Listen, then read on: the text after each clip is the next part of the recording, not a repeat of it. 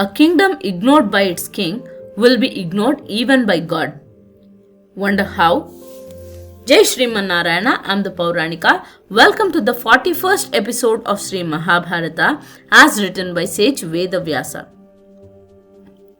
A curious Arjuna asked Angaaraparna, Gandharva, we are well versed in the Vedas and we are destroyer of enemies.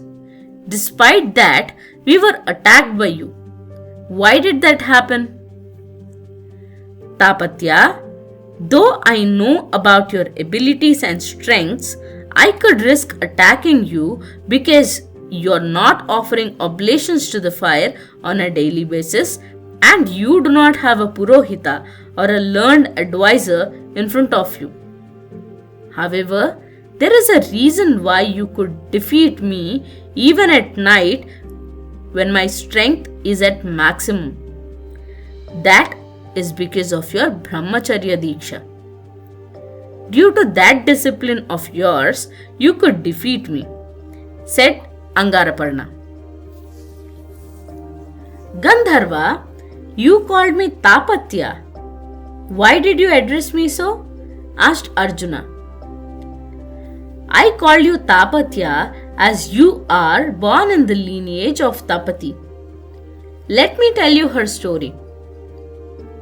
Once upon a time, there was a king in the Bharata lineage called Samvarana.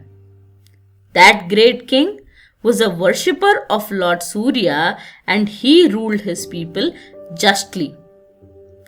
Lord Surya too had a beautiful daughter by name Tapati. Surya Bhagavan was also searching for an ideal groom for her. Then he came across Samvarana and thought that he would be an ideal match. One day, King Samvarana went on a hunting expedition. Leaving his troops behind, he went ahead. There, he saw a damsel descending from the sky, shining like gold. As she came closer, everything around her turned gold due to her brightness. Samvarana was awestruck at her divine glow. He approached her and asked, Beautiful girl, who are you? Who's your father? Why are you roaming alone in the forest at this time? Each part of your body appears to be crafted to perfection. Though you wore great ornaments, you look like the jewel bringing beauty to those ornaments. I have seen many beautiful women in my life and heard about a lot more, but I think none of them can be a match to you. The moment I saw your moon-like face and eyes like that of lotus petals, my heart lost its control to Manmadha. Hearing the words of the king, Tapati disappeared immediately. The king, who lost his mind, searched all around the forest. When he could not find her, he felt sad and stood like a rock in the forest and fell to the ground. As soon as he fell down, Tapati appeared in front of him laughing. She went to the king and said, Maharaja, wake up. A king celebrated across the world like you should not be succumbing to lust like this. The king opened his eyes and expressed his desire to marry her. Then Tapati said, I am not independent to take such decisions for myself. Yes, the way you lost your heart to me, I lost my heart to you too. However, I cannot take the decision of marriage for myself, though you are a great king born in a great family. So please go to my father and ask him for my hand in marriage. If he finds you worthy, I shall be yours. Tapati said so and left to Suryaloka. Looking for the king, the senior minister along with the mighty army came to the forest where they saw the king on the ground fainted. The loyal minister got some water mixed with sandalwood powder and applied it on his head. The king woke up and ordered his minister to stay and the army to leave. He then explained the situation to the old man and started a penance with his hands raised and folded above his head, thinking about his priest, sage Vasishtha. After 12 days of such serious penance, sage Vasishtha appeared in front of him.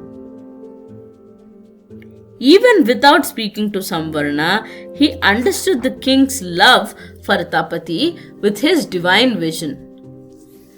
Then, on request of the king, he went to Suryadeva, prayed him, and asked for Tapati for King Samvarana of the Puru lineage.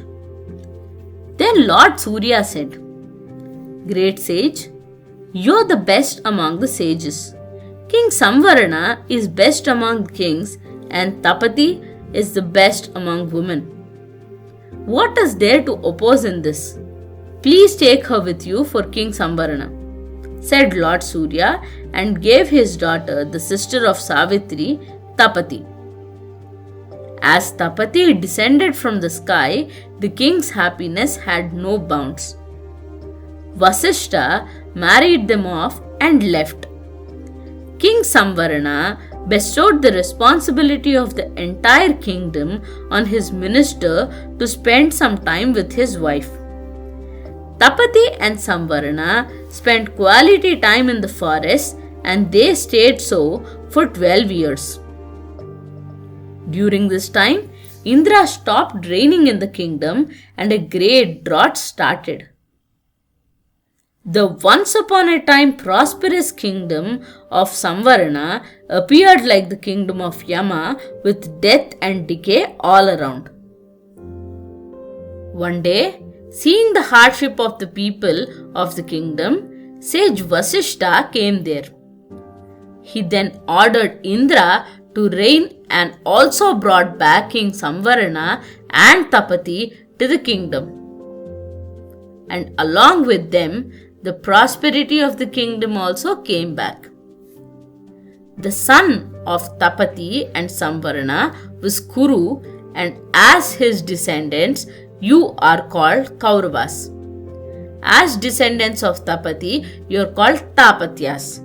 As descendants of Bharata, you are called Bharatas.